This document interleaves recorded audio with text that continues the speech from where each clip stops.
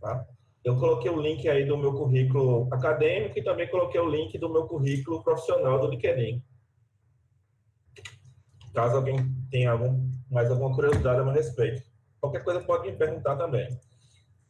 Então, seguindo a cronologia, nossa trilha de conhecimento, a gente vou fazer uma breve apresentação da nossa loja, dar uma introdução, depois vamos falar um pouco sobre o Areópago de Itambé, falar também sobre o pós-Areópago de Itambé e dar introdução ao século XIX das lojas e concluir o nosso trabalho, né? Para fazer nossas considerações finais e a abrir para perguntas.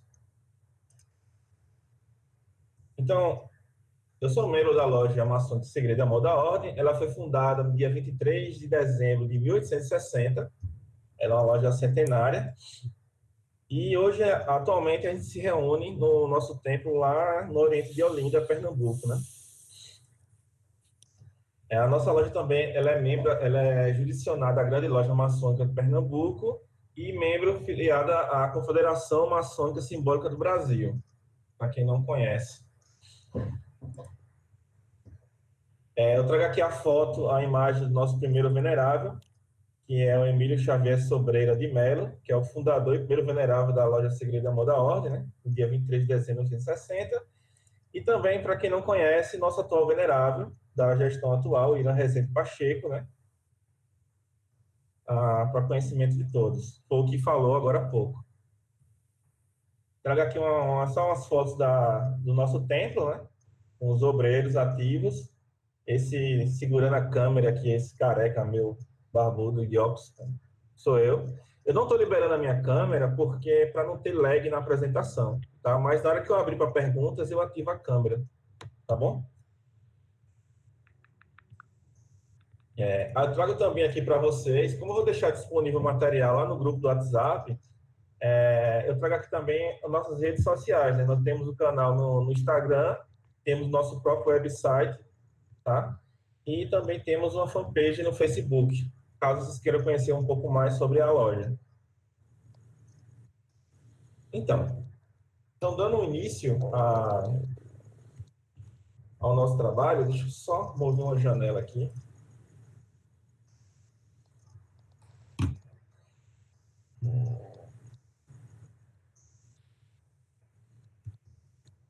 Pessoal que for chegando, eu peço que coloque o microfone de vocês no mudo, tá? Para que o pessoal possa me escutar com mais clareza. Então, vamos lá.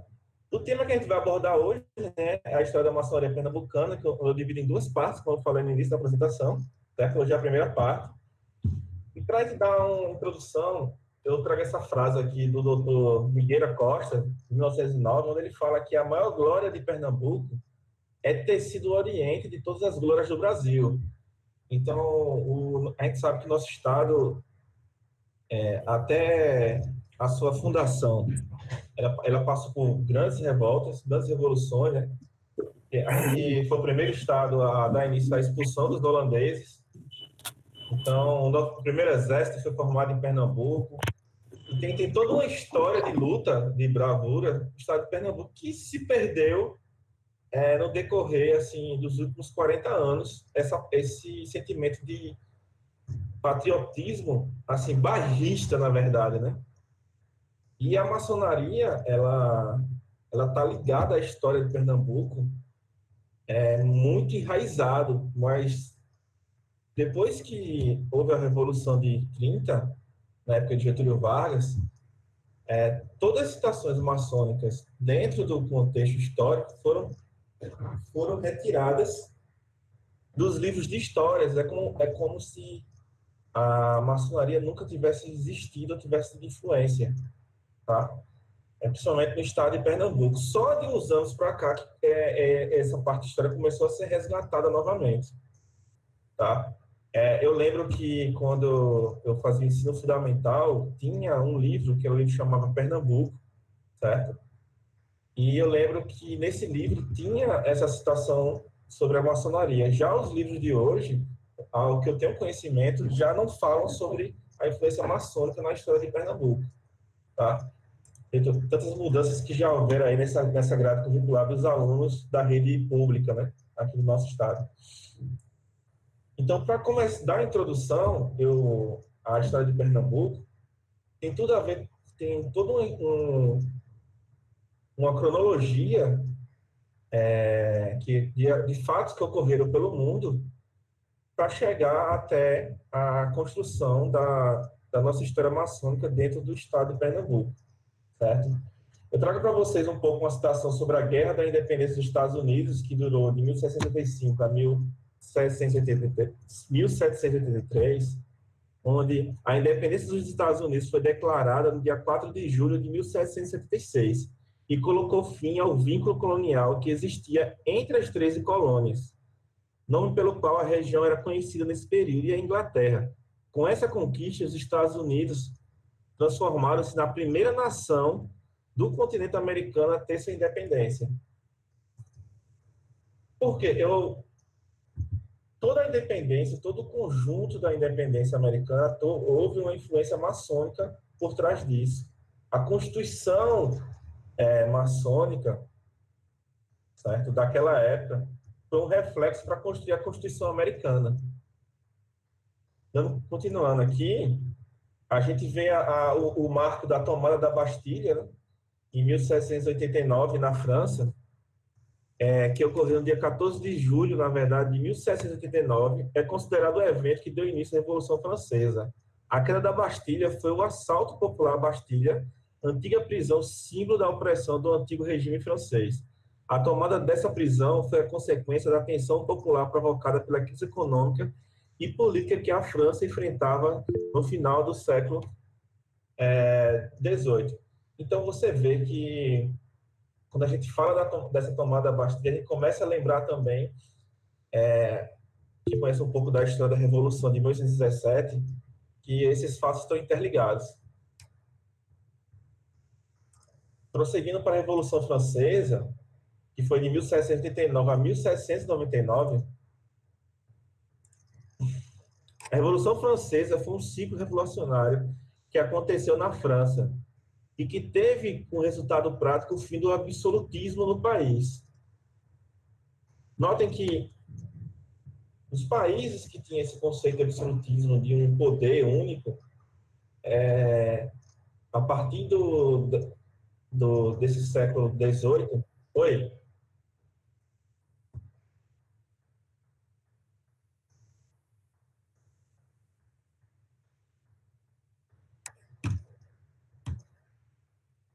Não, tudo bem, eu vou ativar aqui.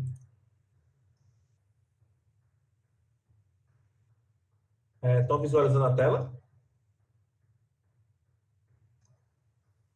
Beleza. Deixa eu só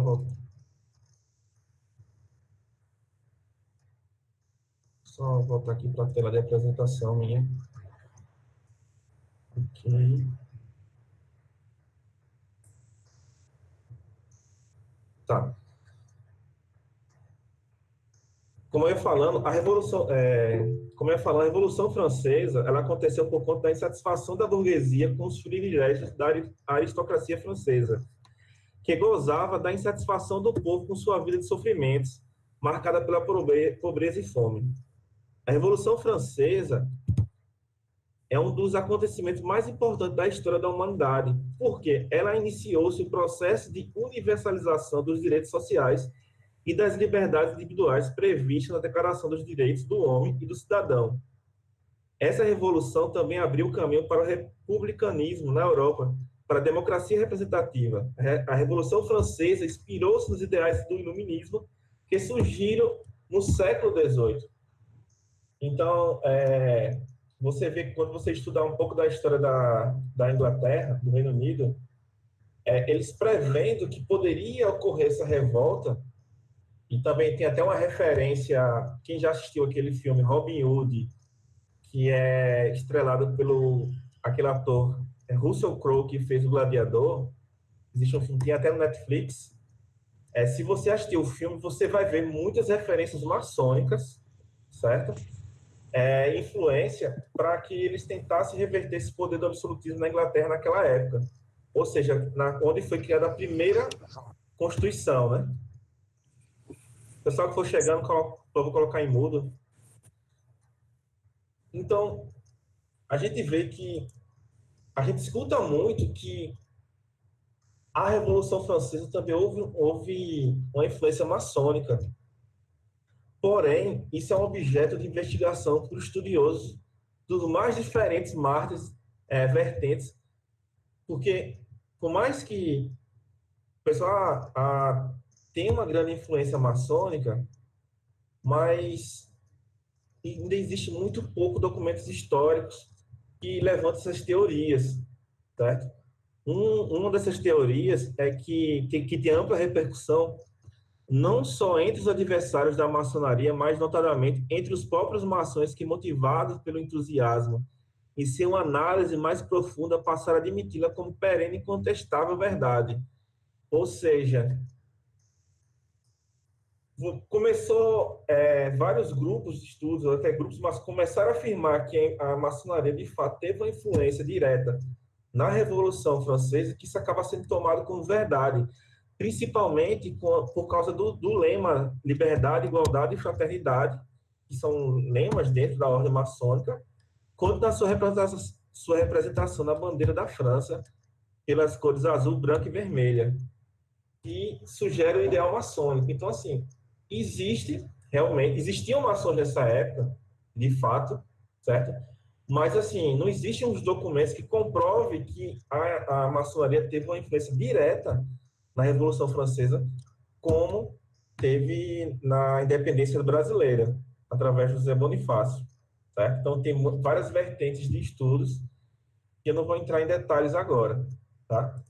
Então, continuando, então a gente tem, depois que a gente faz essa apresentação, a gente tem a figura, pela primeira vez, citada do Manuel Arruda Câmara, tá? Que ele foi um cientista médico e religioso brasileiro, notabilizou como um dos grandes naturalistas do século XVIII. O Manuel Arruda Câmara, certo?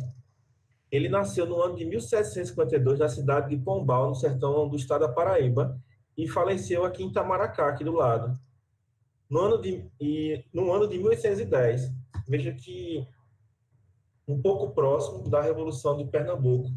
E eu estou apresentando um pouco sobre o Manuel Arruda Câmara, porque como ele é o primeiro a implantar a semente da Revolução de Pernambuco através do aerópago também, que eu vou falar mais à frente, eu acho que eu posso dizer a vocês, ele é uma figura primordial, certo? Para o início da influência maçônica dentro do estado de Pernambuco, tá? Ele foi sepultado na igreja de Nossa Senhora do Carmo, aqui em Recife.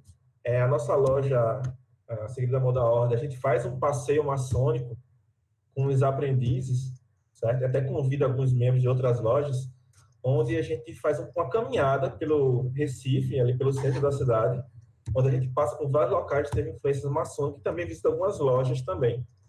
E uma dessas paradas de visita é justamente a Basílica do Carmo, né? Para mostrar a lápide lá do Arruda Câmara.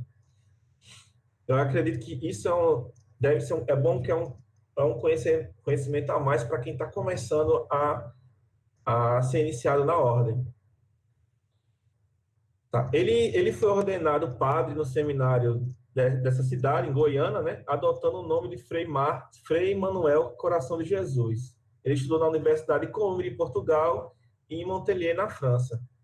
Justamente nesse período que ele conviveu na França, tudo indica que foi o período que ele foi iniciado como maçom, ou na volta dele para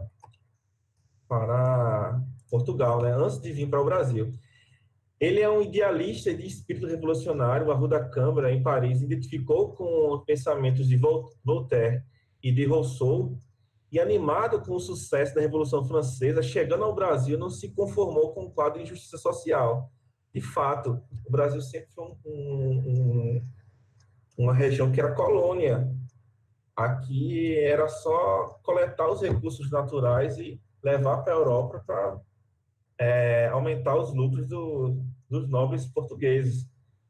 E ele, como ele viu que na Europa estava mudando, principalmente por essa questão do iluminismo, quando ele volta para o Brasil, ele vê toda essa repressão, né? Essa opressão, esse trabalho que tinha, a questão da escravidão, a questão de altos impostos. Ele começa a formar um grupo, certo? E a partir desse grupo ele vai fundar lá o Aerópolis também, que é para discutir aquele momento político que o Brasil colônia vivia, né? Um dos trechos que eu separei aqui da biografia dele é que se ele fosse um qualquer, certo? Fosse só mais um, talvez as pessoas não tivessem escutado ele. Mas como ele era do clero e tinha ido estudar na Europa, e você vê que tem até esse estigma até hoje de uma pessoa de fora é melhor do que uma pessoa de dentro da sua própria região, certo? Por mais que a pessoa não tenha um currículo tão bom do que um pernambucano, por exemplo. Então, ele vê, fulano veio de fora, então aqueles nobres começam a ir para as reuniões que ele organizava, né? E ele, com o tempo, ele vai convencendo essas pessoas que o Brasil colônia deve mudar. Então, ou seja, ele tem que convencer primeiro a elite, porque uma vez que convence a elite, essas ideias começam a ser implantadas também no povo, na massa, tá? Porque a massa vê essas pessoas que a gente chama de elite como pessoas de referência, né? Então, assim, seguindo esses ideais, ele funda o Aerópolis também, certo? Que existem várias controvérsias até hoje se de fato a Aerópolis também era uma loja maçônica, certo? Ou se era só um local de reunião para discutir políticas, porém utilizando os moldes de uma loja maçônica. Existe um livro chamado Aerópolis também, se não me engano, seus 200 anos, que foi lançado há uns 30 anos atrás, 20 anos atrás, mais ou menos, onde ele pega compilados de artigos de vários autores do Brasil todo, certo? E cada um fala uma visão diferente sobre a Europa também. O que você nota é que, de fato, existia uma Europa também, mas que ela foi realmente uma loja maçônica, isso eu não tenho certeza. Mas, da mesma forma que eu posso chamar um grupo de irmãos maçons, fazer uma reunião organizada, com ata, com ordem do dia, tudinho, baseado no como era organizada uma loja, certo? Ou seja, sem ter a ritualística, então isso acaba chamando atenção também. Então, você vê que o Arruda Câmara, ele é esse símbolo importante da maçonaria dentro do estado de Pernambuco. E aqui a gente vê com a aeroporto também. Essa foto, que é da fachada da atual loja maçônica Aerópolis também, ela deixa bem claro. Aqui nasceu a maçonaria brasileira em 1796. Ela não diz que aqui foi a primeira loja maçônica, não. Então, assim, o pessoal já reconheceu isso desde a década de 80, certo? E eles falam, realmente aqui foi onde começou a surgir a maçonaria dentro do Brasil. A gente sabe também que existiu de fato outras lojas maçônicas a partir de 1802, certo?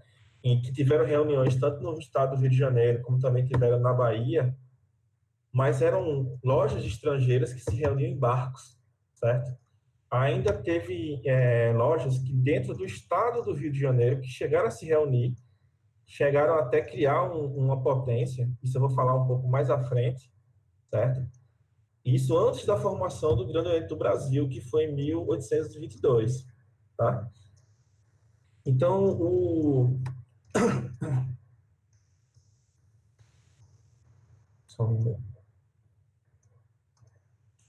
um outro fato histórico do doutor Machado, que ele é o escritor do livro A História da Revolução de 1817, ele escreveu no século XIX, esse livro, ele fala que o Aerópago era uma sociedade política secreta intencionalmente colocada na raia das províncias de Pernambuco e Paraíba, frequentada por pessoas salientes de uma e outra adonde saiam, como de um centro para a periferia, sem ressaltos nem ruídos.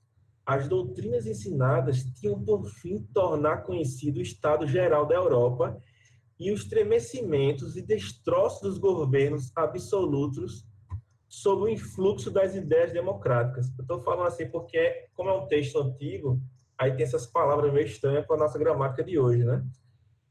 Era uma espécie de magistério que instruía e despertava o entusiasmo pela república, mas em harmonia com a natureza e dignidade do homem. A revolução doutrina da que traria a independência a Pernambuco, ou seja, era de fato um grupo de estudos, certo?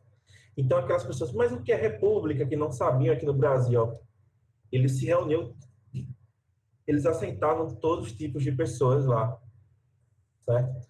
Nessa reunião, não era só a elite pensante, são as pessoas se interessassem pelo tema, eles convidavam para participar da reunião, certo? Um fato importante é que faziam parte do Aerópago também, de Arroio da Câmara, os irmãos Manuel e Francisco, que são conhecidos como os irmãos Suassuna, né?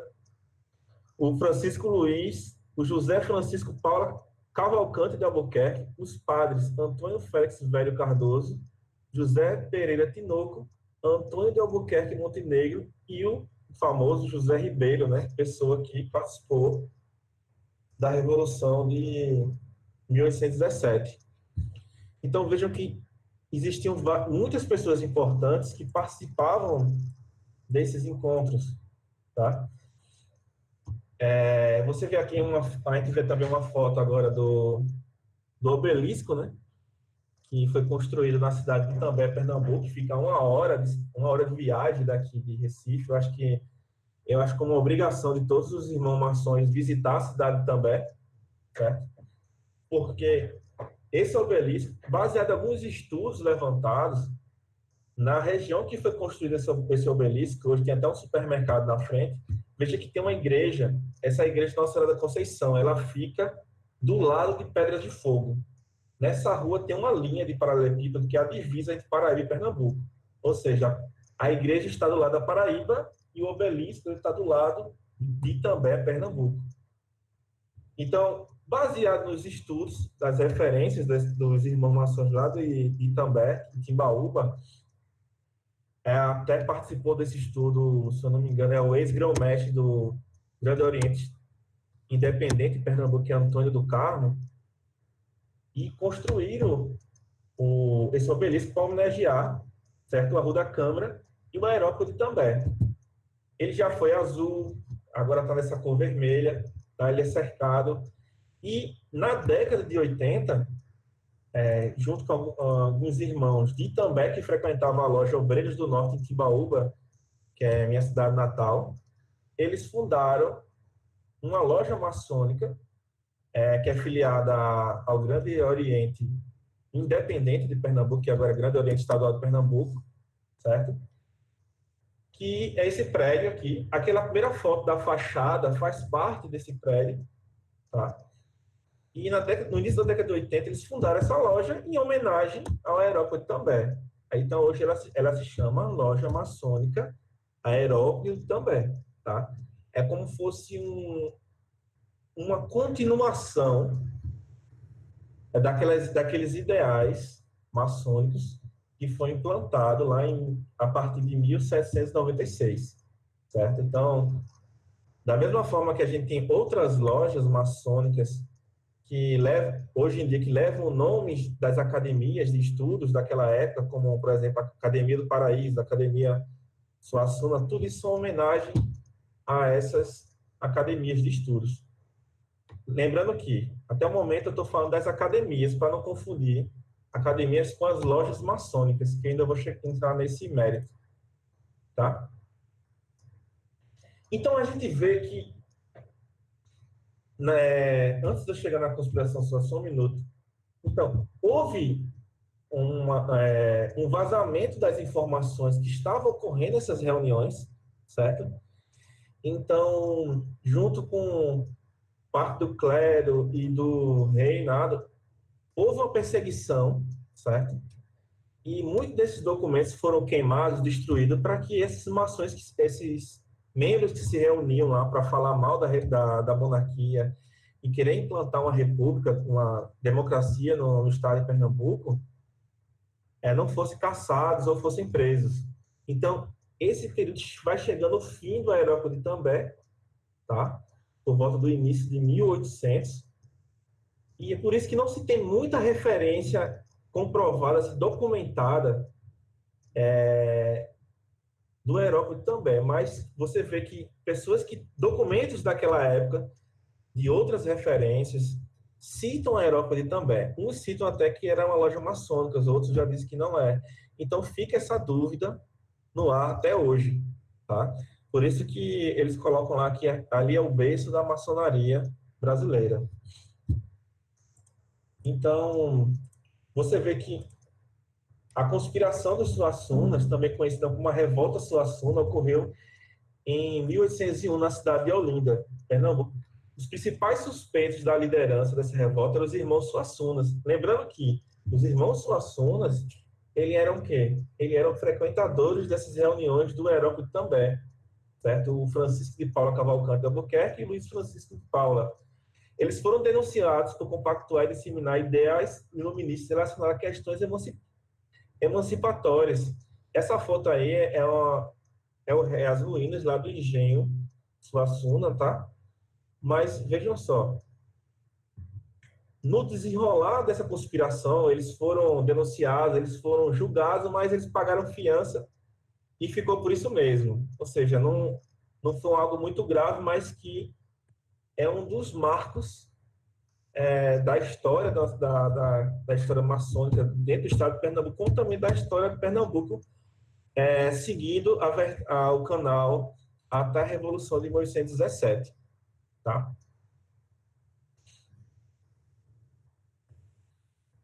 Então, agora vamos falar um pouco pós-aerópago também.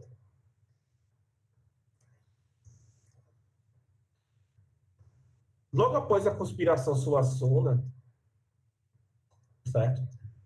Não por mesmo que eles tenham sido colocados contra a parede, eles não desistiram daquela ideia,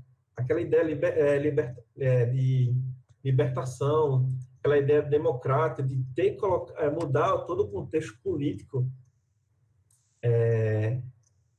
da província de Pernambuco naquele momento. Eles seguiram e criaram as academias e outras sociedades secretas.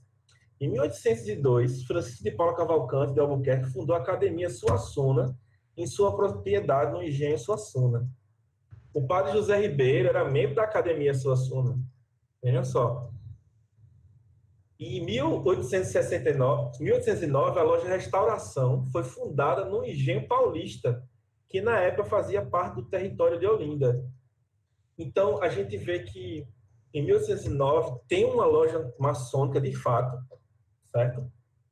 Aqui realmente é considerada a primeira loja, mas não estavam ainda na capital, eles estavam nos arredores, ou seja, na nossa zona metropolitana, na zona metropolitana do Recife, né? Então, tinha que expandir. Você ficar recluso no engenho, hoje a gente vai para Paulista, se o trânsito estiver ótimo, a gente chega lá em 1 hora, certo? Agora, imagine naquela época que não tinha estradas boas, certo? Você passava um bom tempo para chegar na capital, principalmente que o Recife era concentrado aonde? Nessa época, era concentrado na Boa Vista, certo? Santa Amaro, Barra de Santo Antônio, Barra de São José e o bairro do Recife, tá? As outras bairros que a gente conhece não existiam naquela época. Existia a Estrada dos Remédios, certo? Existia a Caxangá, tá? Mas não como a gente conhece hoje. Então, ou seja, querendo ou não, existia uma distância para a capital. Eles, obviamente, fizeram essa reunião longe da capital para que não tivesse problemas, né? Tá? Então, a gente veio para a expansão das academias para o Recife. Em 1809, o padre Muniz Tavares foi delegado pelo padre João Ribeiro, também outro revolucionário, certo? Em 1810, para administrar o Hospital Paraíso, que pouco tempo depois fundou a Academia do Paraíso. A Academia do Paraíso foi dirigida pelo padre João Ribeiro, logo em seguida. Foi criada também a Universidade Secreta, criada por Antônio Carlos, e também a Escola Secreta. Ó, os nomes, é bem engraçado, por sinal. Criada por Vicente Ferreira dos Guimarães Peixoto, que viria a ser o fundador da loja maçônica 6 de março de 1817. Tá? Então, as primeiras lojas, dentro do Recife, de fato, ela vem com a fundação da loja Regeneração, que, segundo nosso irmão Mário Melo, seria a primeira loja maçônica regular, dentro dos landmarks, né, nos modos da época, pois eram formadas por membros iniciados da grande loja regular de Portugal, que foi instalada em 1804. Tá? Ou seja, aquela primeira, de fato, a primeira maçônica, a primeira potência maçônica de Portugal. Em 1815, foi fundada a loja Patriotismo, também dentro do Recife, e também no mesmo ano foi fundada a loja Restauração. Em 1816, foi fundada a loja Pernambuco do Oriente e Pernambuco do Ocidente. Apesar do nome, ela era uma única loja, certo? Eu também me confundia, mas depois que eu comecei a ler os manifestos e também os arquivos maçônicos, ver que tem irmãos que elas afirmam que de fato era uma única loja que tinha o mesmo nome. É tanto que essa informação chegou também a confundir o governador da província de Pernambuco na época da Revolução de 1817. Ainda em 1816 foi fundada a primeira potência maçônica de Pernambuco, conhecida como Grande Loja Provincial, composta pelas 4 lojas de Pernambuco: Regeneração, Restauração, Patriotismo e Pernambuco do Oriente e Pernambuco do Ocidente. Tá? Então você vê que nós temos a primeira potência maçônica de Pernambuco, tá? Dentro dos landmarks, e só tinha 4 lojas. Então, dessas lojas, de fato, foi de onde surgiu os maçons que tiveram influência direta dentro da Revolução de 1817. Tá? Principalmente da loja Pernambuco do Oriente e Pernambuco do Ocidente. Então, as primeiras lojas regulares. Em 1817, a Academia do Paraíso se torna a loja maçônica, certo? A academia, que era só um local de encontros, discussões, ela vira uma loja maçônica, e foi onde foi iniciado o nosso Frei Caneca, né?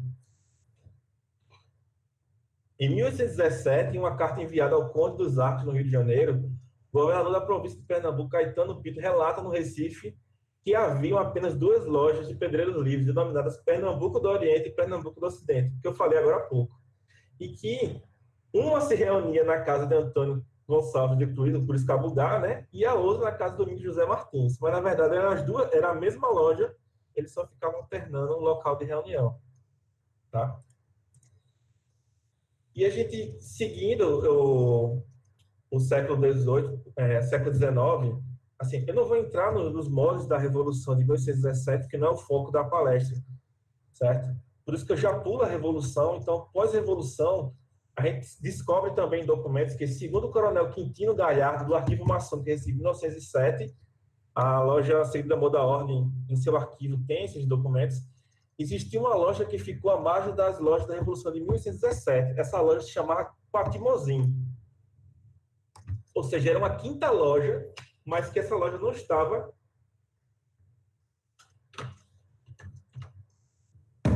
filiada àquela potência maçônica de Pernambuco, que era a grande loja provincial. O nosso irmão Mário Melo, ele diz em suas pesquisas que durante a fundação da loja 6 de março de 1817 e 1821, certo? Parte do quadro da loja era composta por membros remanescentes da loja Quatimozim. No livro escrito por Mário Melo, que ele conta a história da loja 6 de março, ele também cita a loja Quatimozim, tá?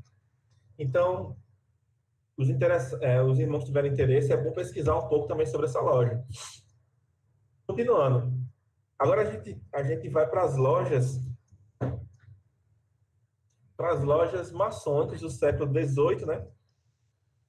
Do século XIX, para a gente fazer um encerramento da palestra, tá bom? Então, aí começando pela loja 6 de março, que de fato, ela, em 1821, quase um ano antes da fundação do Grande Oriente do Brasil, pelo irmão José Bonifácio, né? Foi fundada a loja maçônica 6 de março de 1917. Ou seja, de fato, ela é uma loja antiga daqui de Pernambuco. O filme que eu citei, Fábio, foi o Robin Hood. Ele tem no Netflix e tem na Amazon Prime, tá? Com o ator Russell Crowe, que ele fez o Gladiador. Então, continuando, né? No manifesto de fundação do Grande Oriente do Brasil, lido pelo irmão José Bonifácio, é dito que existiu o Grande Oriente brasileiro na cidade do Rio de Janeiro, e que teve vida muito curta. Então, tudo indica que essa loja 6 de março, se ela não estava vinculada a alguma potência dos Estados Unidos, como cita Mário Mello, provavelmente ela estaria vinculada à potência que existiu antes da fundação do Grande Oriente do Brasil, tá? É porque quando você entra na ordem, a gente parece que toda a vida só existiu três potências, entendeu? Que são as que a gente conhece hoje. Mas quando você se aprofunda nos estudos, você vê que não é bem assim, tá? A loja maçônica 6 de março, ela bateu colões durante a Confederação do Equador, tá? Em 1824, e se reergueu novamente em 1931. Então, durante toda a história da 6 de março, ela bateu coluna por diversas vezes, até se sustentar suas colunas até os dias de hoje. Então, não só tem registro de outras lojas maçônicas em Pernambuco funcionando entre 1824 a 1836, além da loja maçônica, ou seja, era a única loja que tinha funcionado naquele período, certo? É tanto que, em 1832, a loja 6 de março de 1817, ela se reinstalou novamente, né? Ou seja, se reergueu, filiada ao Grande Oriente Provincial de Santa Cruz, que era uma potência maçônica que abrangia apenas os estados do Norte e Nordeste, e que tinha relações com o Grande Oriente brasileiro na Rua do Passeio. A Rua do Passeio é uma rua que tem lá, ainda tem hoje no Rio de Janeiro, e tem uma praça enorme de frente lá, no centro da cidade mesmo, do lado da Cinelândia, tá? Que era considerada pelo irmão José Bonifácio, do Grande Oriente do Brasil, uma potência irregular. Porque, como José Bonifácio, ele criou o Grande Oriente do Brasil, né? Então, qualquer coisa que viesse depois do Grande do Brasil, obviamente, seria considerado irregular, tá? Então, a gente vê a história da loja Vigilância e Segredo, certo? Que é em 1836, para ampliar a influência maçônica em Pernambuco, a loja maçônica 6 de março de 1817 funda a loja maçônica Vigilância e Segredo, certo? Ela é como eles quisessem expandir, certo? Alguns irmãos se reuniram, tá? É tanto que eles utilizaram o mesmo estatuto interno da loja 6 de março, tá? A loja Vigilância e Segredo. A loja maçônica Vigilância e Segredo, entre 1838 a 1893, não tem muitos registros históricos. Existe uma citação da loja no arquivo maçônico que ela fez parte do Grande Oriente do Norte antes de ser extinta, antes de a potência Grande Oriente do Norte ser extinta. Daí, ela foi reinstalada no Grande Oriente do Brasil em 1893. Quando você pega os registros históricos da Vigilância e Segredo, você vê que ela só começa a ser citada dentro dos boletins do Grande Oriente do Brasil a partir de 1893. Lá tem o relato de como foi feita a reinstalação, tem o relato, tem o discurso do novo venerável da Vigilância e Segredo também, nesse boletim do Grande Oriente do Brasil, que está disponível também na Biblioteca Nacional, tá? Acesso público. Em 1836... Opa, só... Aí você vem, depois da Vigilância e Segredo, você vem a loja maçônica Filotinha. Ela foi fundada em 1838 na cidade de Recife como uma loja maçônica 6 de março. Também era filiada ao Grande Oriente Brasileiro, tá? Ou seja, nenhuma dessas lojas, nesse período, ainda eram filiadas ao Grande Oriente do Brasil. Tá? Ela se filiou ao Grande Oriente do Brasil só em 1851, a Filotímia. A Segredo Amor da Ordem, né, eu não vou entrar em muitos detalhes aqui, porque ainda vou fazer uma apresentação só sobre a nossa loja no futuro, mas, assim, ela foi fundada em 23 de dezembro de 1860, junto ao Grande Oriente Unido, aos Vales do Beneditinos, que já era uma outra potência criada no Rio de Janeiro. Nessa época já estava com 3 potências, tinha o Grande Oriente do Passeio, tinha o Grande Oriente do Brasil, que é o do José Bonifácio, e tinha o Grande Oriente Unido dos Beneditinos, que, se eu não me engano, ele só durou uns 12 anos, certo? Então, a Segredo Amor da Ordem, ela nasceu dentro dessa potência. É tanto que nos arquivos que eu tive acesso, e os boletins do Grande Oriente do Brasil, não cita nada sobre a Segredo Amor da Ordem. Só começa a citar a partir que quando ela começou ela se filiou ao Grande Oriente do Brasil. Mas, como tem na Biblioteca Nacional, tem disponíveis os boletins do Vale dos Beneditinos, está lá. É o quadro de obreiros da Segredo Amor da Ordem, toda a história das lojas que fizeram parte. Tá? A Segredo Amor da Ordem, ela se destacou como sendo a primeira loja a proibir que seus membros possuíssem escravos. Essa ação levou com que as lojas maçônicas Conciliação, certo? E Cavaleiros da Cruz tomassem a mesma decisão. Quem já foi ao Palácio do Lavradio, no Rio de Janeiro, no primeiro andar, próximo do templo da loja Caetano, só não lembro a numeração, tem um painel de metal enorme lá, onde ele relata esse momento histórico do estado de Pernambuco, que as lojas maçônicas se reuniram para libertar os escravos de seus membros, né? E também com a união do Grande Oriente Unido junto ao Grande Oriente do Brasil em 1872, ou seja, aquela potência ela deixou de se existir, se unificando com o Grande Oriente do Brasil. Então, aquelas lojas que eram beneditinas se tornaram automaticamente Grande Oriente do Brasil. E ela recebeu o número 142, né? Então, em 1872 foi quando a Segredo Amor da Ordem se filiou ao Grande Oriente do Brasil. A gente vem para a Restauração Pernambucana, que ela foi fundada em 1867. Essa loja tomou partido das questões religiosas que envolviam a maçonaria na época. Então, os membros dessa loja estavam lutando diretamente com o Dom Vital, quando o Dom Vital começou aquela perseguição política, né, pela igreja estar perdendo espaço dentro do estado de Pernambuco para os serviços do governo, ou seja, antes foi quando começou a surgir os primeiros cartórios, né? Que antes todo esse tipo de registro de nascimento era feito através da Igreja Católica. Deixa eu só voltar aqui a apresentação que tá aí.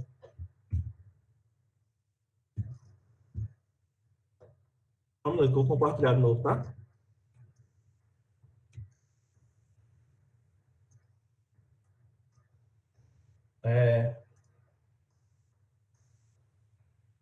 Saulo, apareceu aí para vocês?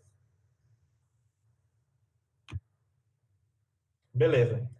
Então, continuando, né?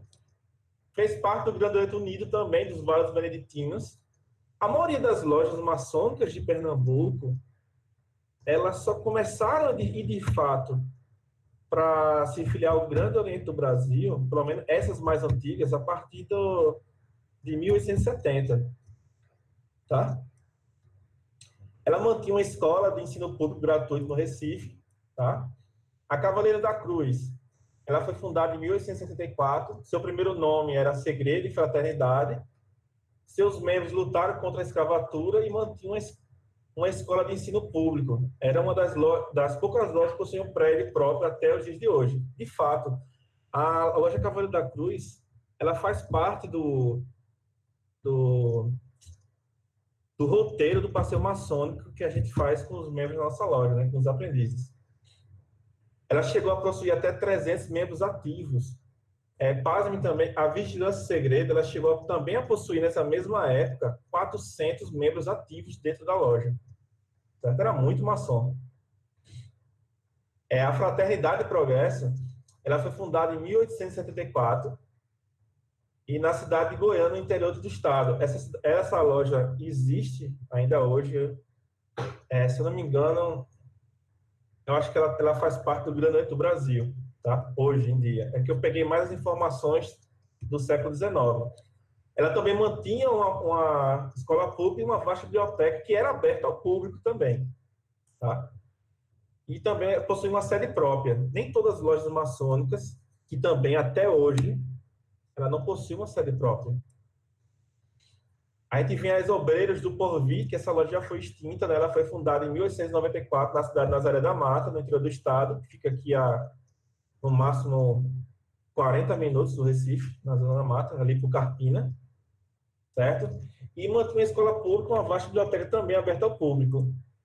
Essa loja foi extinta, porém, quando eu estava pesquisando, eu estou escrevendo um livro sobre a história de Pernambuco, atualmente, entrando em contato com alguns irmãos lá de Nazaré da Mata, eu acabei descobrindo que toda a documentação dessa loja que foi extinta, ela está de posse com a Igreja Católica de lá, certo? E a gente sabe que Nazaré da Mata ela tem uma diocese bastante forte naquela região, né? Então, vamos ver, um dia eu vou tentar ter acesso.